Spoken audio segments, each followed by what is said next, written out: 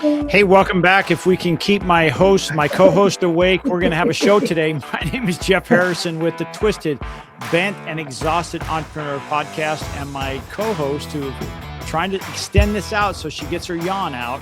You stretch, like we do on TV. What's your name? Introduce yourself. Oh, my name is Leslie Spohr with Concierge Business Solutions. You guys are lucky. You get to go home after this. You can turn us off. Don't turn us off. We're still friends after 20 years or close to it. Feels like longer sometimes. I don't know why he puts up with me. I seriously don't. Hey, if you've tuned in or if you've stumbled into this episode, I just want to let you know that who is this for? This is for entrepreneurs or small business owners who, they're fighting the fight every day. And sometimes it feels like, God, when they go home, they are tired, twisted, bent, and exhausted. And sometimes they just need a sounding post and realize, for so many of us, Leslie, it feels like we're in this battle all by ourselves. And we want to let you know we're here. We have over 40 plus years of being in the trenches. And what we're sharing with you is not theory. It's something we're doing on a day-to-day basis, making our lives, our businesses grow. And quite honestly, I'll be sharing something with you today is like, you know what? I've hit a little speed bump in some of my actions today with clients, and it's made me kind of reflect. And we're going to talk about that today. So Leslie, any other thoughts on what's going on? Yeah. What I wanted to say is I'm sure most all of our listeners out there are concerned about AI and how that's going to affect them because all the predictions say that so many jobs are going to be obsoleted.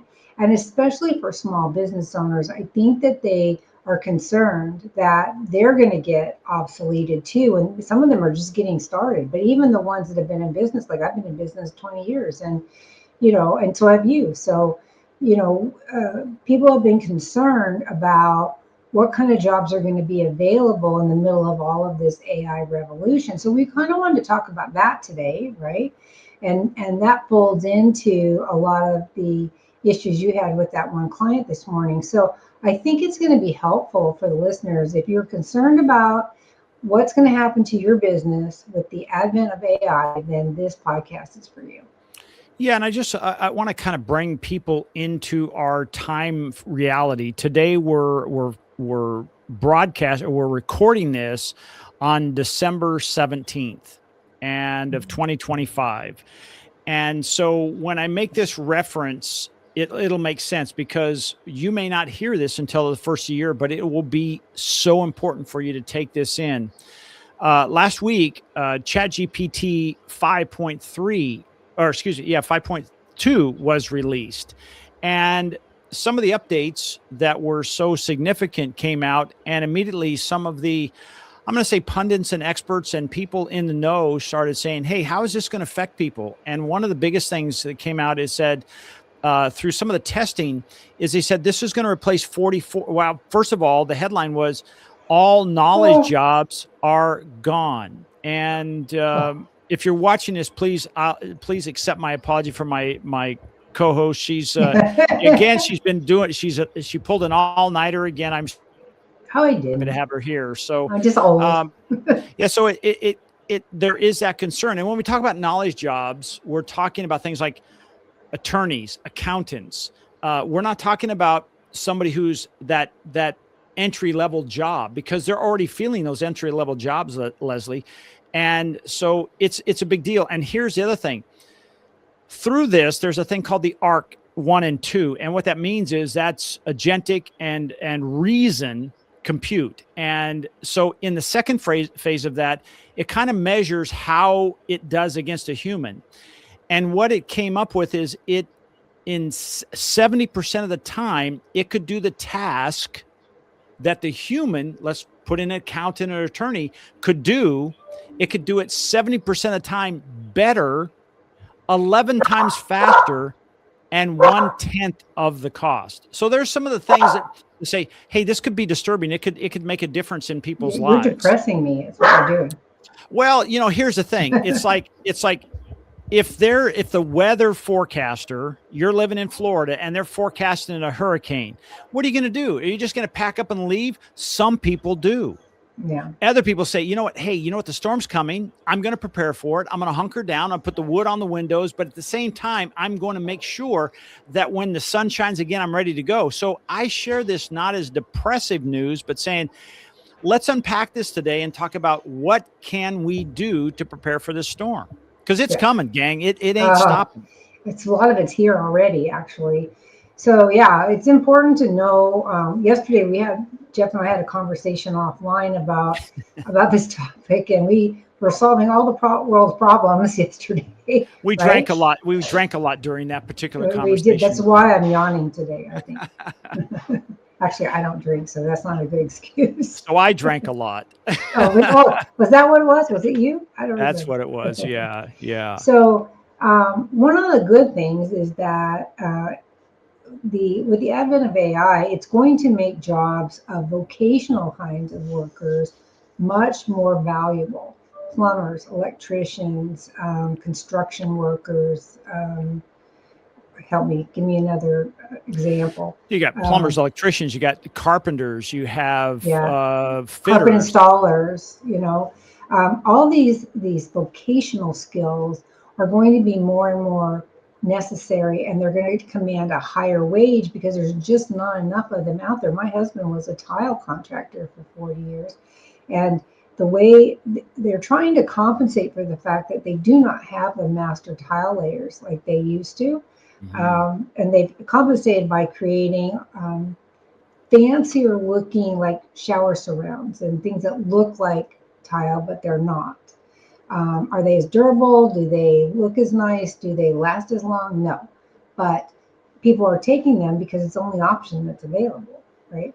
And so the good news is that, because a lot of people think that you need to be a computer programmer to be able to be successful in this AI age, and that's not true at all. Vocational is a good way to go especially if you have college age kids or high school graduates that need something to do. That's a good way to go. But also a lot of the touch businesses, the things that require observation. Things that require observation are not yet going to be able to be automated. Would you agree with that? Yeah. To a degree, but here's some reality is, if you think about AI, we think it's thinking. It's not. It's a predictive model. These are predicting things and probability. And so it's not like going back like our brain and thinking, oh, let me bring this in and think, what should I do? It's saying, hey, what's the probability of things happening? So it can monitor scenarios. And when it picks up certain things, let's say, for instance, God forbid, somebody in an airport and they are doing suspicious activities. AI could pick that up and alert, hey, we have this particular John Doe out there because they're looking at different things and they're saying they're displaying those dangerous tendencies. So it can pick that up. It's all a matter of what we put into it. That's what I was going to say. Come out. Yeah. Right. That's based on predictive behaviors, things we already know about. But if somebody comes in and acts in another bad way, but not that one that we taught AI to look for, it's going to get by, because where a human being might notice a different behavior and know that it's suspicious, but we haven't yet taught it to the AI. You know what I mean? So I still think that there is definitely room and need for human beings. There will always be room and need for human beings, at least in my lifetime. Now I don't have that many more years to live, but I figure. Wow, that's morbid. No, I figure I got a good. Well, 50? No, I probably, if on a good day, I might have 30 left. Wow, I'm going for at least 60 on my side. You can't 125. That's what you want to get to. 100%. Yeah. I mean, that's the cool thing about AI is it's going to. It's called longevity escape velocity. And that's when we get to the point where we say, you know what, for every year we're alive, technology has made one additional year of functionality, like not just hanging on, but functional health. And so they say if we can hang on about 5 more years, we're going to experience that. Well, that'd be Escape, awesome because I yeah, want to stay around as long as possible, knowing my children. But escape okay. velocity. Yeah. But anyway, so yeah, there's going to be a need for human beings and observation things. Even in my business, I did a whole newsletter that's coming out pretty soon about the things that we do that AI can't do, and I think that all businesses need to look at that because we were having this conversation yesterday and we were saying that a lot of what you do can be automated for sure. No, AI can automate my newsletter creation, my podcast, not my podcast. Well, it could do my podcast too, for that matter, but not the podcast, but more like blogs, social media marketing. I mean, you do all that for me, right? Right. Create videos for me, do all that stuff. And that could be, and you may well be using AI to do a lot of that stuff. And I'm all for that because whatever makes us more efficient, more accurate, better is a good thing. Um, but there will always be a place for human interaction, I think. What do you think? I, and this is not from a conspiracy theory. It's just that I consume a lot of data around this particular topic. And the biggest concern, Leslie, is the fact that AI and robotics, especially robotics moving forward, where it will basically replace everything that we do. And really our biggest challenge moving forward will be to figure out what's our purpose? Why are we there? And is that tomorrow? It's not. It could be a decade away, but it's not that far away. A decade moves pretty quickly if we think about it. Like, especially we see a friend's child and you're like, oh my gosh, I remember when you were 7 and now you're graduating from high school. Whew, Yeah. that passed really quick. So I Okay. think you are on target of like, there's still a lot of things that we should do. And here's the analogy I want you to think about. Just because I have a hammer does not make me a carpenter. But if I learn how to use that hammer properly, I can still be very, very productive in my environment. I want you to think about that if you're listening to this today and you're thinking, oh my gosh, maybe there is some things going on in my specific world, start to discover, are there, and really investigate, are there things within my business that I can learn about with AI and I can become skilled for this so that, you're not just la, la, la. And all of a sudden the storm hits you and you're like, oh my God, what happened? Please don't be Yeah. that way. Learn, say, I know the wave is coming. Let me learn how to surf. So when it gets here, I'm already a pretty good surfer.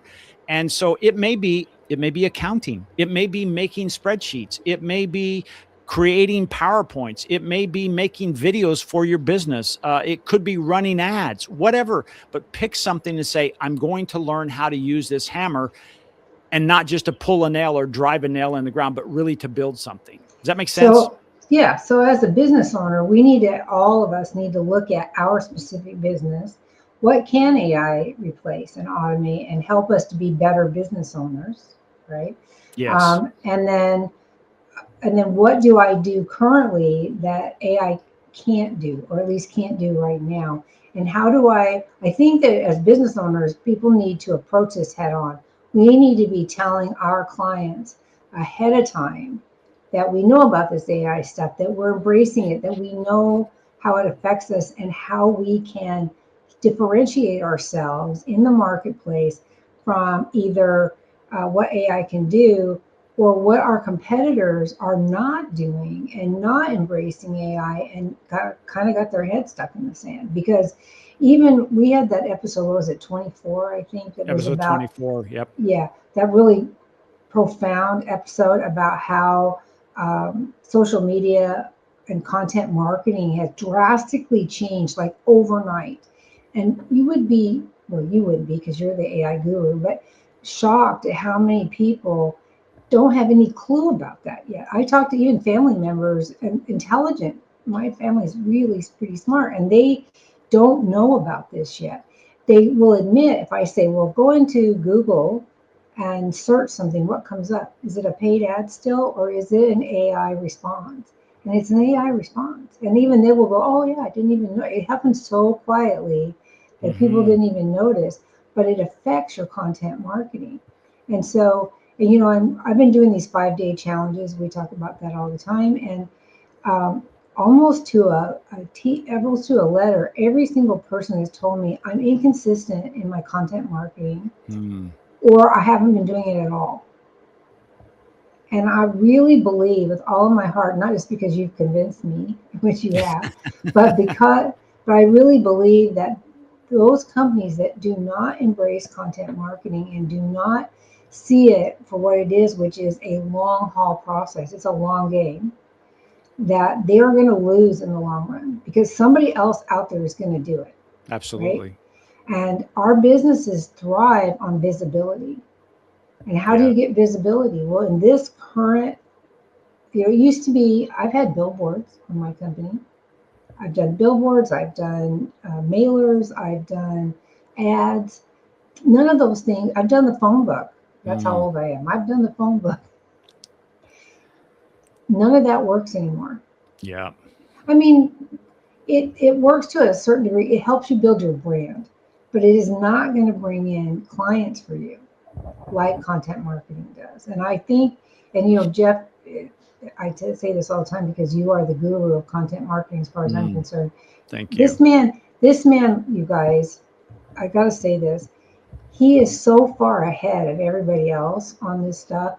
You'd be hard pressed to find another AI expert in the market right now that's as well informed as he is. Really. I'm sure there are some and people that are writing books and all this stuff, but especially in our local area, but even nowadays, you don't have to be local anymore. You can service clients all over the country and help them with their content marketing. I'm telling my people, my 5-day challenge people all the time, look, if you don't want to do it, if it's a chore for you, we have a solution, right? And I don't make a penny off of this. This is just for Jeff to get his content accelerator out there. So tell us today what happened this morning that got you upset, because your eyes still look sad to me. Well, here's the thing, and it really comes down to what I call sales and marketing. And we all, and I've been guilty of it at times, to think, okay, it all means the same thing. It doesn't. Mm-hmm. And so what happened this morning is I received a text from a client who we've only been doing their work for about 3 months.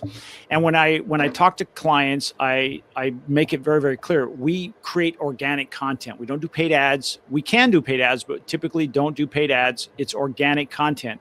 And the type of content we create is solution-based. In other words, if their clients are asking a question, we write an article about it, and then the search engines, whether it's artificial intelligence or it's SEO with Google, they're finding that as a solution and putting that out in front of them. That's the connection point, right? And based on that company, I tell them it's going to take a minimum of 6 months to see any activity. And they told me right up front, hey, that's not a problem. Business is good. We're not expecting miracles. We just want to make sure we're present. I said, okay. So today they came back and said, hey, you know what? We just haven't seen any big increase in our business, and we're going to let you go. And I'm like, okay. And there was no misunderstanding. I asked them, if there's something I could have done differently. They said, no, we just haven't seen an increase in our business. That's not why I signed up. That's not why I allowed them to be part of SwingPoint Media. It was one of those things like this is a long-term process. And I said off camera that I thought was a pretty good example. We live in the Coachella Valley, beautiful area. We have a transition going on right now with weather. And what'll happen is I'll go by one of the country clubs that's just right down the street from me, and they'll pull up all of the fall flowers, right? And it's just dirt. And then the very next day, it's this beautiful winter flowers. To me, that's sales. That makes something happen right now. Now, I want to tell you, when you buy flowers like that, and you stop me if I'm wrong, it ain't cheap. No, it isn't. They're grown. They've already invested in what's happening. So that's sales. So it's like sales is like getting someone on the line and calling people, or maybe you're running ads and you're spending money on ads, and then someone is following up. By the way, you're running ads and you don't have anybody following up, stop running your ads until you can follow up on those ads. Because if you don't follow up within 5 minutes, you might as well not follow up at all, because those people have moved on. That's right. But that's sales. Marketing is what I do. Imagine now what happens is somebody comes along and they don't have any content. I place a seed in the ground. These are those articles, and I start watering them and fertilizing them, and then they start working. And I'll give you one example. One of our customers, former customers, Lux Electric Golf Car. We created an article back in the day when they first came aboard, and it was said, how long should I leave my golf cart plugged in? And then we had a follow-up. It says, should I leave my golf cart plugged in overnight? That article started producing at a rate of 1,700 views a month. Now, to put that in context, Leslie, a normal local business, if you research, between 300 and 400 visits a month for their entire website. This one article produced 1,700 unique visitors every month who were concerned about that. And I always say, if they're checking that out, they probably are someone who is either in the market. They're not just randomly saying, hey, I'm going to watch this 30-second video about how long I should plug my golf cart in. It's not. They're an interested party.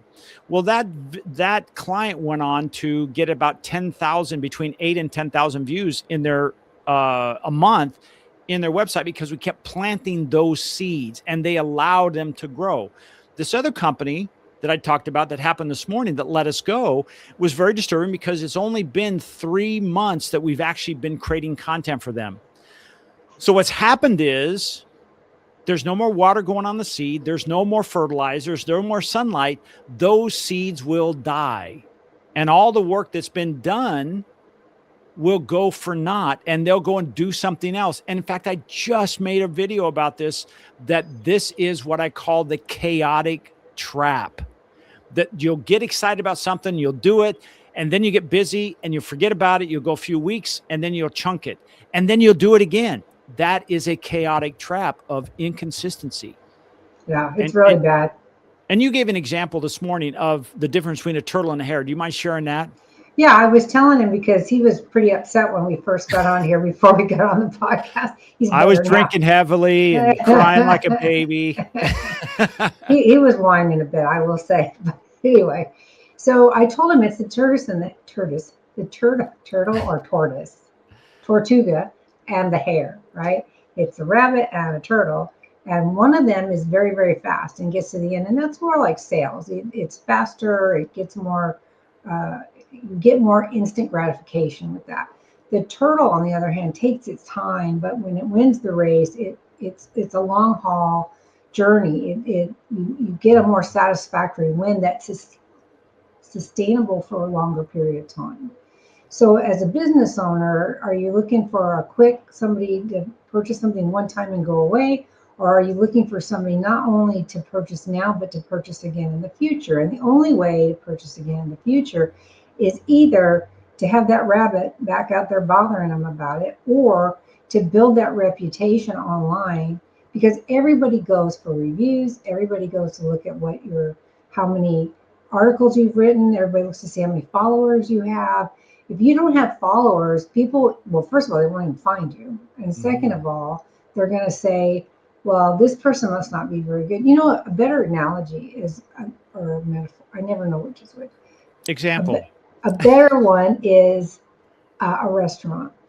When I try, we have a lot of restaurants here in the Coachella Valley, a lot of them. Not very many in the mid-price range. Most of them are either very expensive or crap food. It's like fast food or no food. So but we have some. And when you drive around, if the parking lot is packed, I'm going to try a new restaurant. If it's empty and it's consistently empty, I'm not going there. Yeah. Because that's the same thing as having followers. When we have content out on social media, and I'm talking about really intense content. I can't talk today for some reason. Not only Facebook is for the old folks, but still Facebook, TikTok, Instagram, LinkedIn for us professionals. What else is used a lot? What else do we use a lot? So that's most Google Business Profile. We use Medium. Right. Yeah. So when we have content in all these places and we're consistent in our brand, that's one other thing I want to stress for business owners is being consistent in your brand. Don't keep switching it up, because people won't know who to look for. What you want to do is create a front of mind attention on what you do, right? This morning I spoke for Century 21, about 10 real estate agents, and already I have emails from them asking for help. And actually, I pitched Christie's thing because we're selling to Canadians again, but we always have that problem with how do they insure their homes in California. So we now have a solution for that. But you have to be front of mind with people. They have to see you, and either they see you in person or they see you online, or both, preferably both, because an online presence says you're serious about what you do, right? If you don't have it, people think that you're not current, you're not in the know, you're not with it. And I think TikTok's one of the biggest ones these days, because you need those videos on TikTok. We are putting my videos on TikTok, right? No, I seriously no. We don't do TikTok only because there was all that issue of, is it China owned, is it US owned, and the last thing I want to do, you don't care about it until all of a sudden your privacy is breached and your customer's privacy is breached. So there was a issue with that I'm like, from a liability standpoint, I didn't do that. Well, I think that's being resolved. So I don't think it's quite resolved, but I think it's going to be resolved. I hope. I haven't heard anything lately, but I know that TikTok is a really good exposure because so many new buyers, new potential customers are on there. I mean, they've got zillions of people on there. But Instagram's a good one too. Instagram is a really good one because a lot of people that don't do TikTok do Instagram. So can I interrupt there for just a second? Yeah. Here's the reality, and again, the data is that people, those short form videos that you're talking about, produce very few sales. Now, really? Yes, the best platform to be on, and yes, you are on that, YouTube, long form content. Because here's the reality is a lot of times those short form videos will, if they do it right, will lead you back to longer form content. So it'll get someone's attention, and then they'll come and find out more of it. It's almost like if you're at Costco and somebody gives you a taste of something, think of that like a short form video. You taste it. If you like it, now you go down the aisle and you buy your version of it. All right. But I'm not buying that bite. It's only to get my attention. So if you start out and you say, well, I'm only going to do TikTok videos, and you've got no long form plan, right? You are jumping out of the airplane without a parachute. It's going to be a really hard landing. Now that you say that, I see that on Instagram. It'll say, buy this, and then it'll say for more, and then you click it, and then you think you're going to buy it, but you get a whole nother video about other longer testimonials, capabilities, functions, whatever it is. So yeah, I never noticed that before, but you're right. That is exactly what happens. The other cool thing about YouTube, and this is why I really stress it so much, is because it is also a search engine. And unlike Google search engine, which is now being somewhat gutted by AI search, because as of us on this program today, I think the last number was 900 billion users are using ChatGPT to do their searches. Right. And that's caused a drop off of searches. But here's a cool thing. When it comes to video, YouTube is still a search engine, and we want to go there, and we see traffic still growing. And, here's the other thing. We talk about things like, and you hear this, is like, well, the attention span of somebody is really low. Well, here's the thing. The average minutes watched per viewer. Now think about all the videos on YouTube, enormous numbers, 48 minutes per viewer. That's amazing. So that's why if we look at this and say, okay, right now we're 29 minutes and 7 seconds into this, I'm not freaking out like, oh, it's too late, it's too long. No. People want that because what they see is authentic. They hear us talking, they hear the dog or Dan in the background. He keeps coming near, sticking his head in. Or whomever. And it's reality. We want a little bit of authenticity, and that does that. But it's a search engine. They can find you, Leslie. Well, it really, yeah. And what we were talking about is, as a business owner, if you want instant gratification, social media marketing, content marketing is probably not your best investment. However, if you don't have it, I don't see how you're going to be really successful. You'll get a few clients from word of mouth and stuff, but you're not going to be, if you're trying to build a real company and not just a job for yourself. And again, there is nothing wrong with building a job for yourself. It's great to have all that autonomy and be independent and just have what you want, but you're able to manage yourself and have 10 or 15 clients. But if you're trying to build a business that has, a lot of clients, then you've got to have some visibility. I just got a call in the middle of trying to start this podcast today from somebody who was looking to for our services. And the conversation went really well. When I said to her, "Where did you hear about us?" She wasn't sure. She said that she had a friend of hers has a property management person, but they can't take on any more clients. I thought it was odd. The first thing she asked me was, "Are you accepting clients right now?" Hell yes, I'm always accepting clients. Because, and that's another thing too. I didn't realize how many people are happy with 10 or 15 clients. I assumed everybody was trying to do like me and build. I mean, I have 125 clients and I want to double that next year. I thought everybody was trying to do that kind of volume, and they're not. But well, they can't. Well, they can't, Leslie, because they're not business owners. They've created a job for themselves, and that's their capacity. Is that fair to say? I think so. I think, and from a real world perspective, I think that's true. They don't look at it like a job. No, I know. Right. No, not at all. They're not looking at it like I create a job for myself, but when they're reluctant to invest in content marketing or invest in coaching or invest in continuing education, that tells me that they are comfortable where they are, or automation. That's the other thing. Everybody needs some automation these days. And a lot of people are either afraid of it or unwilling to budget for it. And that's unfortunate because even in a small 10 client business, having automation is a benefit, because we sell time. A lot of people sell time. Decorators, lawyers, lots of people sell time. And so being able to properly justify what you're charging for is critical, right?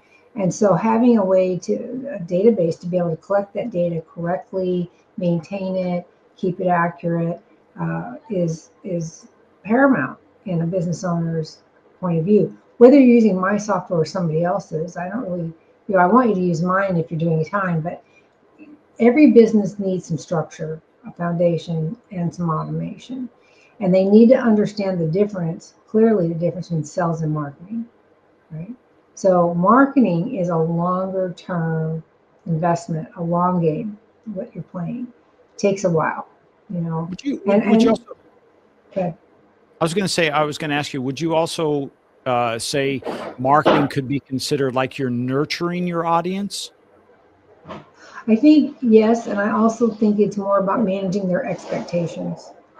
Because you mean your customers or your customer's customer? If you're doing like content marketing, are you talking about manage expectations of their customer or the business that you're doing the content marketing for? The business that you're doing the marketing for. Okay, so we're talking about two different things. I'm thinking if we can think in the mind of what content marketing is, could I tell people, I want you to understand what content marketing is. You're nurturing your potential customers so that the day they decide they're ready, you're on the top of the list.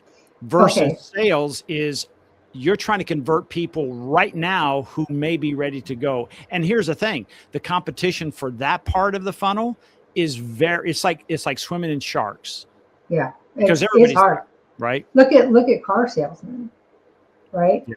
They're not called salesmen for no reason, right? They're not car marketing people. They're not telling you the benefits of their particular dealership or the benefits of their model of cars or any of that. What they're out there trying to do is convince you to buy, gauge your budgetary restrictions, and get you convinced to get in a package that will get you out the door in a brand new vehicle. That's what they're there to do. Yeah. And you and I are focused more, well, I want that too, but you're more focused on showing them how that dealership is better than another one, and to become front of mind. That's so important. That's what content marketing does, is it gets you front of mind with somebody. They may not need you right this minute, but when they do need you, they're going to think of you because you've been consistently telling them about yourself and what you're, and I'm a big believer in what's in it for me from uh, the owner's perspective in this case. In the potential customer's perspective, because the owner, you're telling on the owner's behalf what the benefit of that company is to those potential clients. And so, and you know what the trick is, we talked about this yesterday. The trick is putting it in a story, right, that they can relate to, right? Yep. What was the lady that was just telling me? She said that they ran up against some unique issues that they needed on projects at their house, and the person they had helping them didn't know how to deal with them. So that's a story, and I can help her with all of that stuff, right? So when you can tell a story that you can relate to, or Christy yesterday at the BNI meeting when she said they have new insurance for Canadians who have difficulty getting insured in California. Instantly, it set a thing off in my brain that said, oh my gosh, I know so many realtors that have this problem. We just had a realtor that couldn't get her escrow closed because they couldn't get homeowners insurance. So, that's what front of mind means. Being able to be, oh, I know who can do that. Or my company does that for you. So when you need it, you know to come back to us. That's why the message has to be consistent, which is what you're really good at. Yeah, I just had a thought process here Trouble. that might help people think about, do I need sales or marketing? If you're out in the ocean, do you need swim lessons or do you need a buoy to grab a hold of? If the answer is I need a buoy, then you probably need sales. But if you're saying, you know what, I'm in good shape, I showed up at the pool, I don't know how to swim, you need swim lessons. Well, after one lesson, are you an expert swimmer? No. After 2 lessons, are you an expert swimmer? No, probably you're not like going out and doing, open ocean swimming after 2 or 3 lessons. So think about that. Hey, do you need a life preserver or do you want swim lessons? Sales, life preserver, because you need that for your business to continue to survive. Or you're saying business is really, my business is okay, but I want to make it better. And there's not this panic, like I can't see the shore. I don't know which way to go. Then you need swim lessons. Yeah. And ultimately marketing turns into sales. I mean, that's the point of marketing, is that you end up with sales. But here's a cool thing about that, Leslie. Yeah. Here's the fact, is if you use content marketing, it reduces the sales cycle by 67%, and it increases the value tremendously, only because now what's happened is maybe somebody has read, like this lady who called you this morning. Let's say she's read 4 or 5 of your articles. Well, what that has done is that increased the value of you and your services in her mind. So to nickel and dime you and try to get the best deal out of you is not even in the conversation. I'm going to ask you, did she try to nickel and dime you for pricing? No, not at all, because there was already value built up. That happens through content, not paid ads, because when you run ads, what are you doing? You're trying to get somebody's attention, and usually you're discounting something. Oh, I hate discounts. I never discount. I'm the queen of no discounts. That's what's typically happening, right? So is that adding value, or is that saying, oh my God, I'm in trouble, I need help, there's a fire, I need the fire department? Right. To me, that's the difference. So I think that is one of those things we forget about when it comes to content marketing, is how it reduces the sales cycle. Because what happens is people call you, and we don't even know behind the scenes. They might have watched 3 or 4 of these episodes. They've watched some of your other stuff. They've read your articles, and they've gone through your newsletters, and they finally said, there's nobody any better. Let me call Leslie. They're kind of already done. They just needed that confirmation of talking and saying, that's a real person on the other end. Yeah, I get that a lot. People will call me and say, I've been following you for years.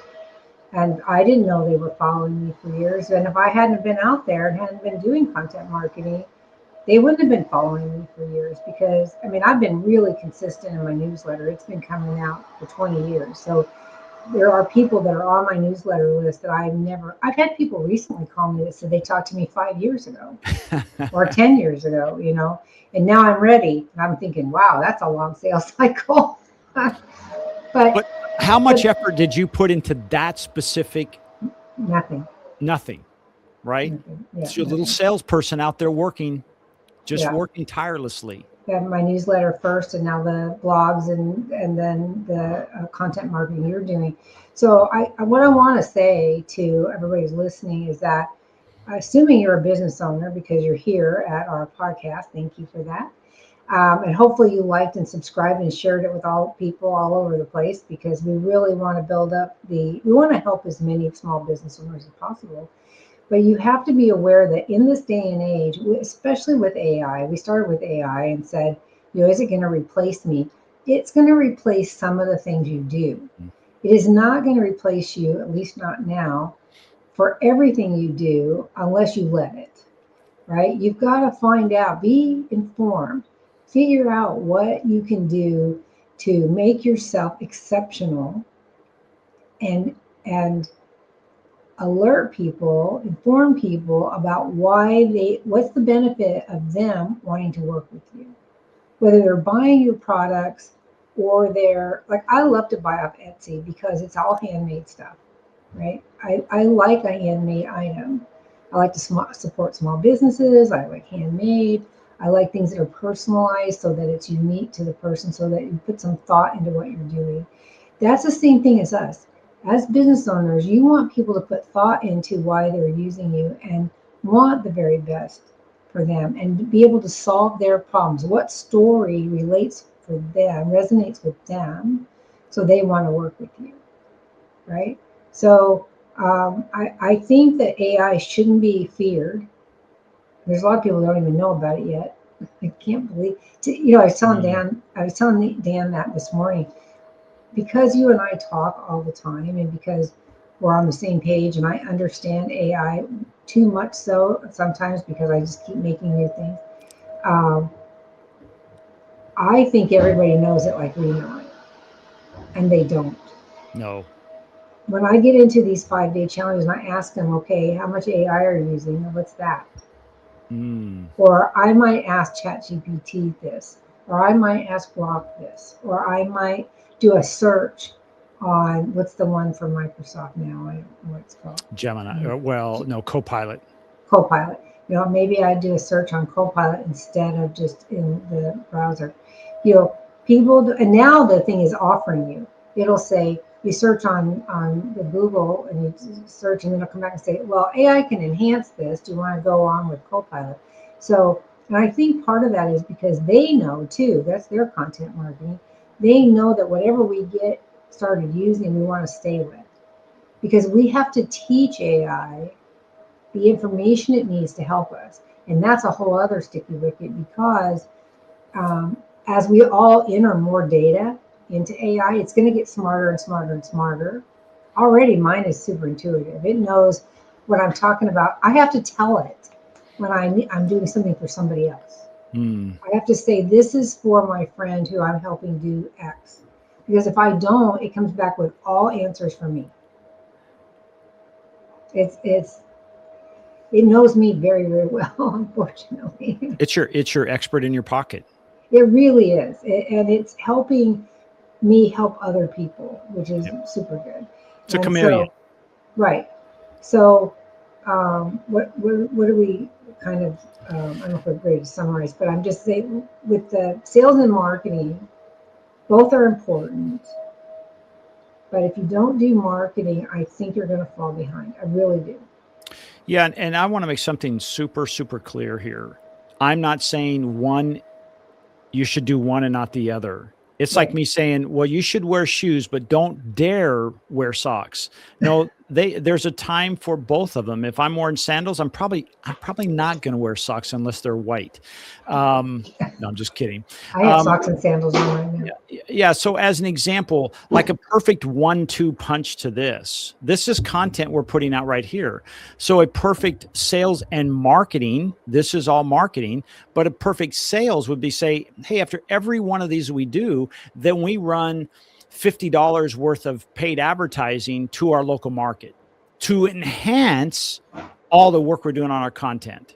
Because at the end of the day, if we do all this and nobody sees it, it's like, what are we just doing? We're doing it in a tunnel. We're doing it in a cave. Nobody sees it.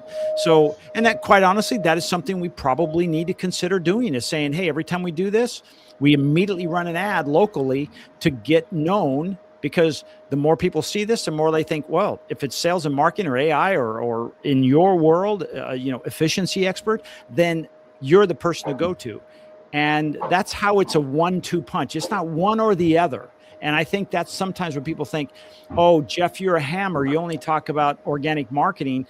Everything looks like a nail, meaning content marketing. No. There's a time and a place for both of these. And I think if you could, you should do them both at the same time. But a lot of business owners can't afford to do that, Leslie. Well, yeah, exactly. I mean, I quite often think about having a salesperson to promote my software, for example. And that would be really nice. But I'm going to have to do it through content, because trying to explain to somebody how to do it, unless AI can do it for me, it's not that easy. Okay, so here's an example. Okay, what you can do is your chatbot, you can educate it with all your knowledge. And then when somebody has a question about your program and they come in and they come to your website or maybe a landing page and you're there, it's you answering those questions based on the knowledge you've given it. So you can use you and all the knowledge you have and have it working 24/7. You could send out an email. Hey, if you have more questions about this, just click my AI. Sounds like somebody's delivering something at Leslie's house. Yeah. I'm just turning your sound off for just a second because you know who is barking like crazy. And so we can't hear you for a second. We just got you muted. But anyway, so I think it's important to do this in combination if you can. Yeah, I agree. This is just an important topic because I've been running up against it quite a bit lately with these 5-day challenges and people telling me that they're not doing it or they do it inconsistently. And when I do an analysis of their website and stuff, I see that they have blogs and they're good content blogs, but they're not posting new ones. They're just the ones they originally did, and that's all. Yeah. So I'm going to ask you guys out there to consider some kind of marketing, or at least if you get it, understand this is the biggest point I think of the takeaway is it is not a fast race. It is a slow race. It is a turtle. It takes a while. I gave my prior marketing person 7 months to do something for me, and the numbers just weren't there. I mean, you have to do an evaluation, say, am I seeing an increase? Even if it's a small increase, but some of the results you get are huge. But even a small increase is a win. So, and over time, that just multiplies on itself. So we really definitely need to understand that marketing takes a little while, and you have to give it a chance to do its thing. And then you don't always know. Actually, I would send postcards out once a year. I send them out to several communities out here. And it can be months, sometimes years, before I get a response on those. I've had people say, well, I had this card in my drawer forever, and I knew when I needed it, I would remember where it was, and now I need you. It always surprises me when they say that. But it happens quite a bit where they've held on to them because they like the idea, but they just weren't ready yet. It's funny that you mentioned that because one of my other clients has a barbecue cleaning company, and he I think he stopped it about 3 years ago about sending out postcards like you're talking about. And he said, I still get people calling today asking about that postcard. And he says, it always just blows my mind. He said, they kept it around for that long, and it really makes a difference. So again, that's a marketing play, but it's really kind of sales because you're trying to get somebody to take action right now, but it's turned into that turtle and it showed up. You also need to know the cycles of your business, right? So I know that I'm super slow comparatively speaking. I'm slow in February and March. But then coming up on March and April, people start hiring us for the summer, right? So I know that all my marketing needs to be done September through February. I need to really hit it hard on doing that. Other retail places are big at Christmas, and so they know they've got to do their marketing earlier on, or advertising, or whatever they're doing. You got to know the cycles of your business so that you can effectively market, especially. I think that's good. Well, I think we have we've covered this topic quite a bit. You've allowed me to get out of my funk. I appreciate that because I was in a pretty bad space. I was already considering moving to Tibet and becoming a monk at high altitude. I was thinking, I wonder if do I have to wear a turban? And I don't think, monks don't wear turbans, they shave their heads, but also I think they don't drink, and you wouldn't like that. Well, wait a minute. We can turn water into wine. Somebody's got to drink it. I don't think that's the monks that do that. Oh, okay. All right. There's a lot of quiet time anyway. Well, thank you all for joining us. Again, you have been with us at the Twisted, Bent, and Exhausted Entrepreneur Podcast. Before we get going, before we let you go, you've talked a little bit about your 5-day challenge. Let me just see if I have it up here. And just tell us a little bit about that, because just don't try to read it. What?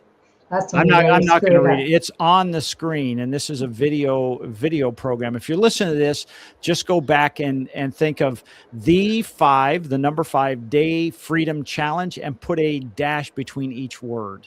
The -5-day-freedom-challenge. It's easy. Yeah. I do those for free. They're business assessments for companies. I don't care what kind of company it is. We do a business assessment. We do it for free. It's 5 days, one-on-one, 1 hour a day. And then we look for and help identify opportunities for that company to be either more efficient, more productive, more profitable, and to grow. Most of them want to grow. And so it's been very enlightening for me to find out a lot of things about my personal industry that I did not know just by talking to all these people. It's really good.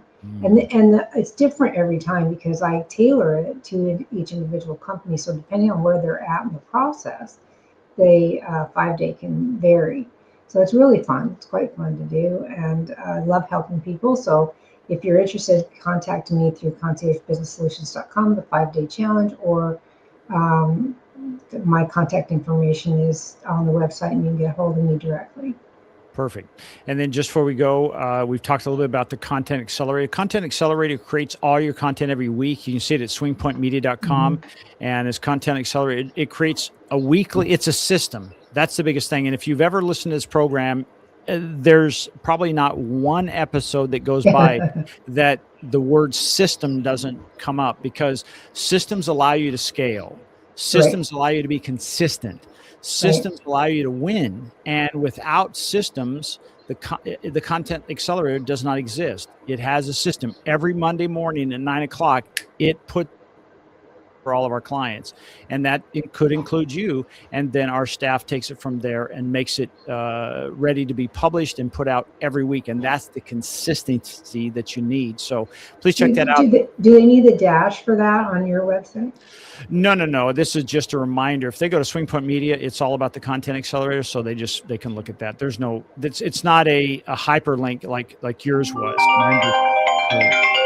Boy, her phone is loud. That hurts.